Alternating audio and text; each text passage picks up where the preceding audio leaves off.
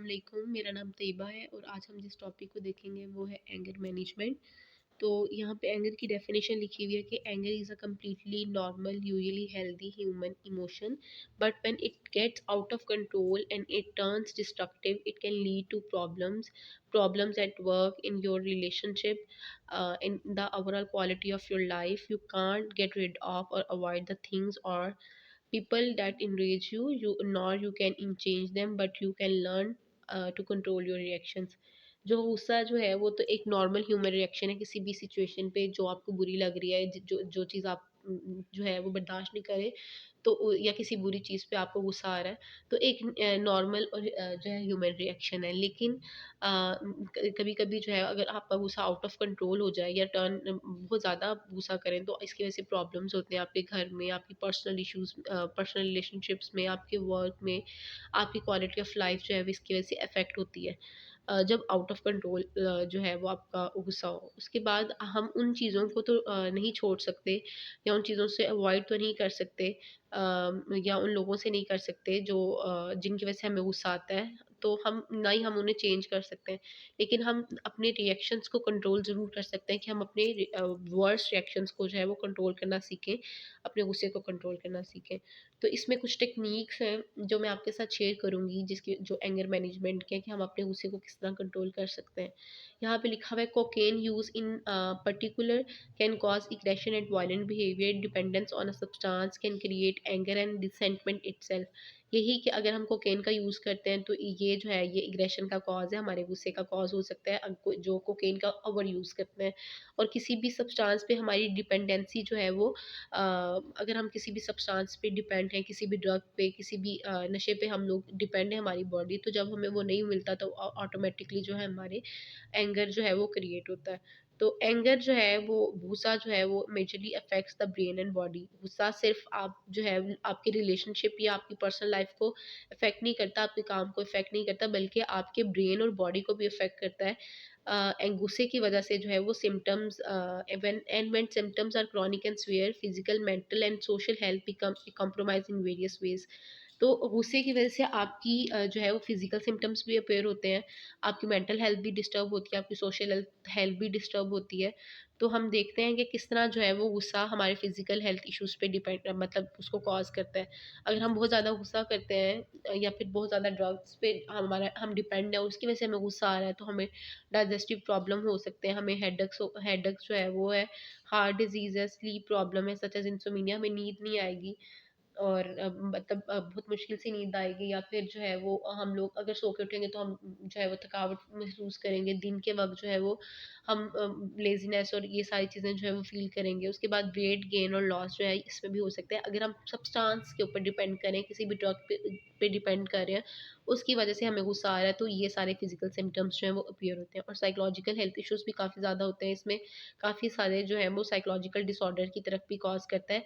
अगर हम किसी सब्सटेंस पे डिपेंड हैं और हमें वो सब्सटेंस नहीं मिल रहा, तो हमें ये फिजिकल और साइकोलॉजिकल इश्यूज हो सकते हैं, या फिर हम हमारी बॉडी उस पर डिपेंड है तो हमें ये फिर साइकोलॉजिकल इश्यूज जो है वो क्रिएट हो सकते हैं, जिसमें एंटी सोशल पर्सनैलिटी डिसऑर्डर है, एंजाइटी है, attention deficit hyper active disorder है, बाइपोलर डिसऑर्डर है, बॉर्डरलाइन पर्सनैलिटी डिसऑर्डर है, कंडक्ट डिसऑर्डर, डिप्रेशन है। तो हमें हमेशा जो है अपने गुस्से को कंट्रोल करना जो है वो आना चाहिए। तो खाली जो है वो गुस्सा जो हमारे रिलेशनशिप्स को भी अफेक्ट करता है। Anger does not just affect one person. गुस्से की वजह से सिर्फ एक इंसान अफेक्ट नहीं हो रहा था, it's affect everyone involve in the relationship. जितने भी लोग एक किसी रिलेशनशिप में इन्वॉल्व हैं उन सारे इफेक्ट हो रहते हैं। It can get in the way of people you love the most, causing damage and sometimes that is irreparable. Repairable का मतलब होता है कि नाकाबिले तलाफ़ी, जो आप मतलब वो चीज़ जो आप रिपेयर नहीं कर सकते बाद में। It cause a lack of communication, trust and respect. जब आप एंगर होता है एंगर की वज़ह से जो है आपके लोगों के साथ जो है रिलेशनशिप्स ख़राब होते हैं। तो उसके अलावा जो है हम वो वाला जो है उसको कभी भी उस गुस्से की वज़ह से बहुत ज़्यादा गुस्सा कर लेते हैं, तो हमारे रिलेशनशिप कभी भी रिपेयरेबल नहीं होते।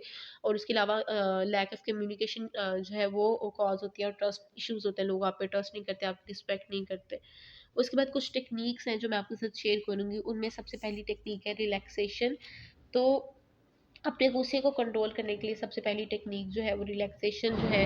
हमें अगर कभी गुस्सा आ रहा है तो हमें breathe deeply from your diaphragm. Breathing from your chest won't relax you. हमें जो है वो पेट से जो है ना, मतलब पेट से ऐसे करके, मतलब पेट से साँस लेना चाहिए, नहीं चest से नहीं, मतलब चest से हमें ऊपर से साँस लेते हैं, हम जब पेट से लेते हैं तो पूरी जो है ना वो साँस जो है ना वो नीचे से लेके ऊपर तक जब हम बाहर निकालते हैं और अंदर करते हैं तो उसकी वजह से जो है वो हम रिलैक्स फ़ील करते हैं। और उसके अलावा जो है picture your breath coming from your gut, मतलब आपके गट्स आंतों से जो है वो आपका सांस जो है वो आप लें तो आपको रिलैक्सेशन जो है वो फील होगी। आप अपनी आंतों से जब सांस लेते हैं तो आपका जो है वो गुस्सा कम होता है। और उसके अलावा और डायफ्राम से सांस लेने की कोशिश करें। उसके अलावा स्लोली रिपीट अ काम वर्ड और phrase such as relax, take it easy. हम जब बहुत ज़्यादा गुस्से में हो तो हमें एक फ्रेज जो है वो स्लोली और रिपीटली जो है वो इस्तेमाल करना चाहिए। मतलब कोई भी calm word, take it easy, just relax इस तरह बार-बार कहें, तो उसकी वजह से भी आपका गुस्सा जो है वो कंट्रोल होता है। उसके बाद repeat it yourself while breathing deeply.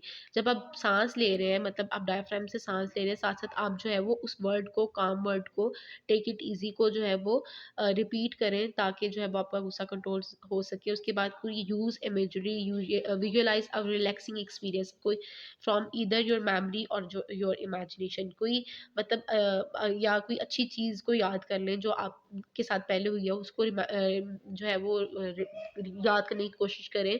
उसके अलावा या फिर अगर कुछ नहीं भी हुआ तो कुछ कोई अच्छी चीज़ इमेजिन करने की कोशिश करें, विजुअलाइज़ करने की कोशिश करें, कोई ऐसा रिलैक्सिंग एक्सपीरियंस जो जिसकी वजह से आप रिलैक्स होते हैं, तो आपका गुस्सा जो है वो कंट्रोल हो सकता है। उसके बाद नॉन स्ट्रीनियस स्लो योगा एक्सरसाइजेस, जो मतलब सख्त एक्सरसाइजेस नहीं होती, स्लो स्लो योगा एक्सरसाइजेस होती हैं, can relax your muscles and can make feel much कामर। तो हमें छोटी छोटी एक्सरसाइजेस शुरू कर देनी चाहिए ताकि हम अपने गुस्से को कंट्रोल कर सकें। उसके बाद हमारे पास दूसरी टेक्निक आती है problem solving. Sometimes our anger और frustration are caused by real and inescapable problems uh, in our lives. Not all anger is misplaced and often it is healthy natural response to these difficulties. कभी कभी हमें गुस्सा जो है वो real problem पे आ रहा होता है, मतलब वाकई में हकीकतन जो है वो कोई मसला होता है जिसकी वजह से हमें गुस्सा आ रहा होता है। तो हमें सबसे पहले तो उस मसले को सॉल्व करना चाहिए, क्योंकि तो हमारा नेचुरल रिएक्शन है किसी भी डिफिकल्ट सिचुएशन कोई भी आई है, कोई भी ऐसी प्रॉब्लम है, ये तो हम एंगर जो है वो रियल जो है वो ह्यूमन इमोशन है जो उस सिचुएशन पे रिएक्शन हो सकता है। तो हमें अब उस प्रॉब्लम को जो है वो सॉर्ट आउट करने की कोशिश करनी चाहिए। तो उसके अलावा ताकि हम अपनी प्रॉब्लम सॉल्व कर सकें और हमें फिर गुस्सा मज़ीद ना आए। उसके बाद है repetitive focus. Counting is a classical approach that works well for many people. You don't have to stop at 10. Take as long as you need by counting as high as you have to until you start thinking more clearly about the situation. Other people may instead choose to repeat a positive or relaxing word. और इसमें यही लिखा हुआ है कि हम repetitive focus किसी अच्छी चीज़ की तरफ, मतलब कोई रिलैक्सिंग वर्ड जो है वो बार-बार रिपीट कर लें, कोई रिलैक्सिंग जो पॉजिटिव वर्ड अपने माइंड में बार-बार रिपीट करें, बोलते जाएँ।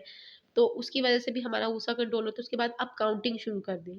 काउंटिंग जितनी आप कर सकते हैं जब तक आपका गुस्सा काम नहीं होते, आप तब तक आप जो है वो काउंटिंग करते रहें।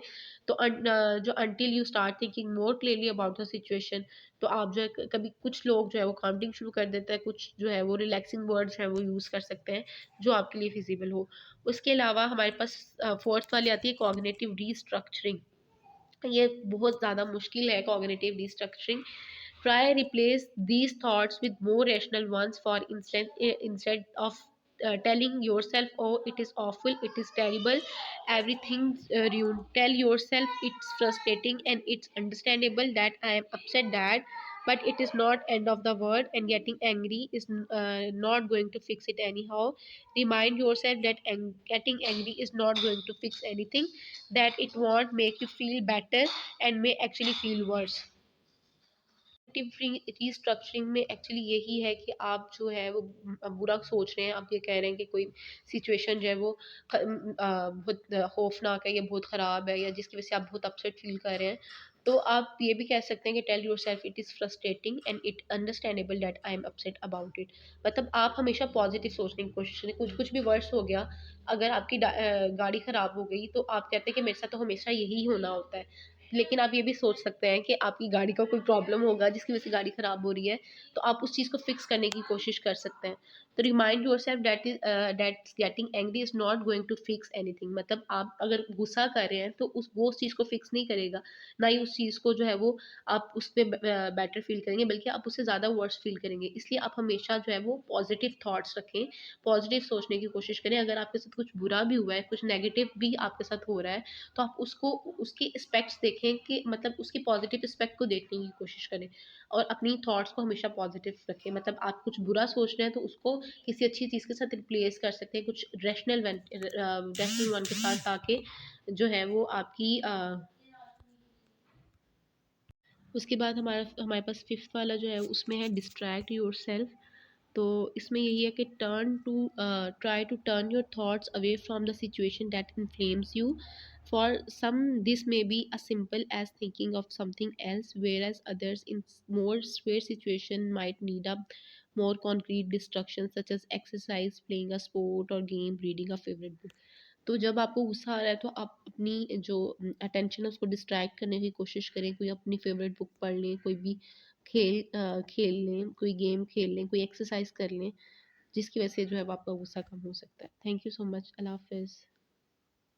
उसके बाद हमारे पास फिफ्थ वाला जो है उसमें है डिस्ट्रैक्ट योर सेल्फ। तो इसमें यही है कि try to turn your thoughts away from the situation that inflames you.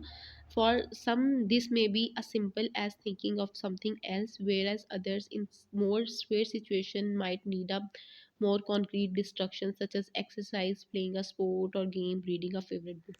तो जब आपको गुस्सा आ रहा है तो आप अपनी जो अटेंशन है उसको डिस्ट्रैक्ट करने की कोशिश करें, कोई अपनी फेवरेट बुक पढ़ लें, कोई भी खेल लें, कोई गेम खेल लें, कोई एक्सरसाइज कर लें, जिसकी वजह से जो है वो आपका गुस्सा कम हो सकता है। Thank you so much. अल्लाह हाफिज़।